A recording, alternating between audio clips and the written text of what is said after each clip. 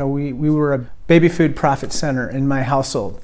Congressman Raja Krishnamoorthi's office is full of pictures of his 3 children, and he remembers the precious moments taking care of an infant. So, when his congressional committee found out some of the most popular brands of baby food and items like rice cereal contain toxic metals like cadmium, arsenic, and lead, cleaning up the industry went to the top of his to-do list. We wouldn't have fed our children rice cereal if we'd known, but now we know, and so let's do the right thing. An investigation and bombshell congressional report earlier this year detailed the presence of the heavy metals known to pose a danger to developing brains in baby food.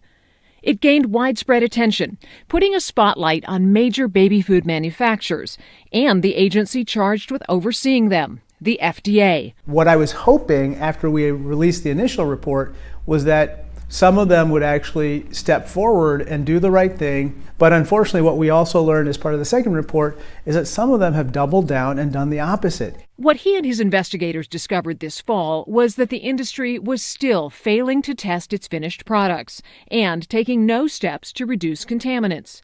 To try to reverse the course, Krishnamoorthi wrote the Baby Food Safety Act, which would set concrete limits for heavy metals and go into effect no later than 1 year after passage. As that bill awaits action on Capitol Hill, families are relying on the FDA to move on the issue through its Closer to Zero campaign, which is their step-by-step plan to reduce exposure to toxic elements from foods eaten by babies. But Spotlight on America discovered the agency won't finalize limits for all heavy metals until after the spring of 2024. Your subcommittee was able to come up with reasonable standards and transfer those to the Baby Food Safety Act within weeks. Why can't the FDA do the same? I think they need to hustle.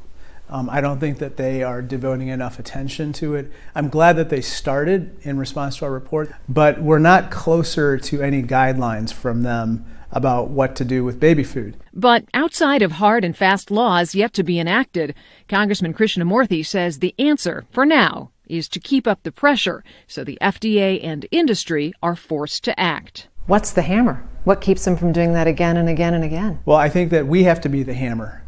We and the parents out there that care about this issue have to speak out. You've taken this up and you're doggedly holding on to it. Oh, yeah. How long are you going to hold on to this? Until we resolve it. The FDA is holding a virtual meeting on all of this, including its Closer to Zero program, in mid-November. Lots of parents are expected to attend. If you would like to have your voice heard, you can be there virtually. Just go to our website and we'll link you to it.